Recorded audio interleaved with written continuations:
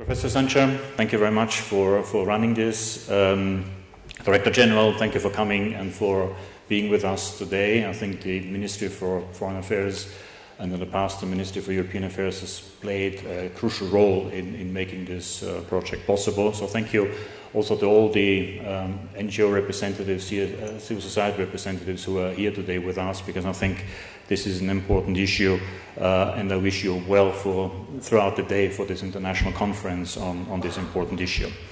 Now, we have already heard a little bit about the European Union. I think the European Union is trying to enshrine gender equality as one of the fundamental values of the European Union. And I think we pride ourselves of being pioneers in promoting gender equality and also promoting how we tackle gender-based discrimination.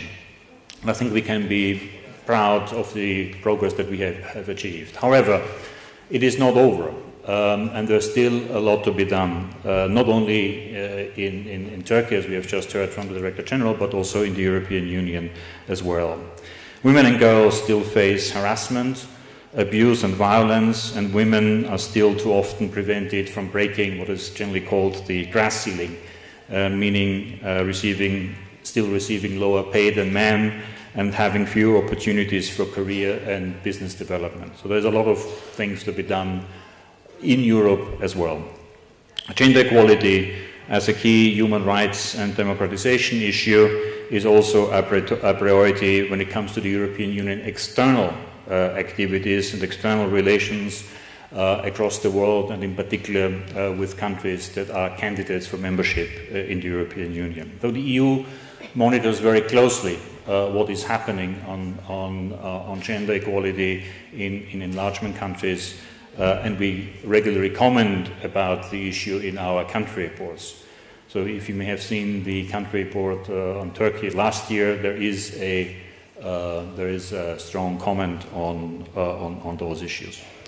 Now, the project that we are closing today, Enhancement of Participatory Democracy in Turkey and Monitoring Gender Equality, is a project that had several objectives. Let me just mention a few. One was to strengthen gender-based civil society organizations' monitoring capacity, so strengthening the work that the organizations themselves are doing. Secondly, develop cooperation and communication between the civil society organizations and public institutions. And here again, I thank the Foreign Ministry for having taken the lead on this and making this possible to have this link between civil society and policy makers. And the project developed monitoring indicators and also prepared mapping reports for 10 different thematic areas, which include, among other things, violence against women, women's participation in politics and decision-making bodies, women's sex trafficking, and health services. This is just examples. In total, there are 10 areas that this project has been dealing with. As a result, local monitoring platforms were established in 7 cities across Turkey.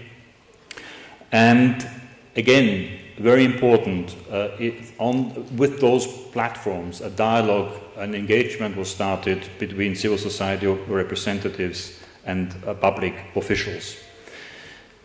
We saw very specific training that was given on gender equality and the monitoring indicators, and a lot of work has been done, as I said, in cooperation between public officials and civil society organizations.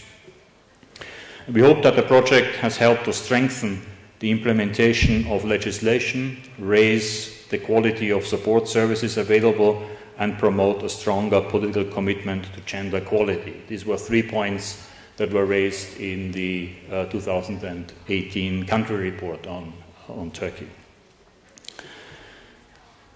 More on the formal side, on the legal side, I think the European Commission has for quite some time now concluded that Turkey broadly has an overall legal framework that guarantees women's rights and gender equality in line with European standards.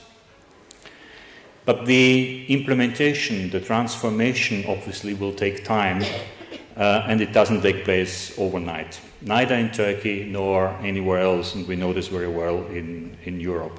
So more work is needed to break down stereotypes and change perceptions on gender roles in all spheres. And let me just mention three. One, we have already heard, is the political representation of women in public life. So we have heard the example of mayors, but there's also the example of members of parliament. Only 17% of members of parliament are women.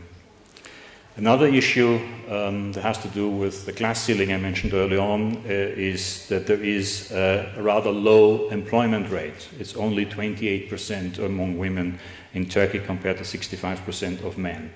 And that means there's also a higher risk of poverty for women because they also not only find less employment, they also get less paid when employed.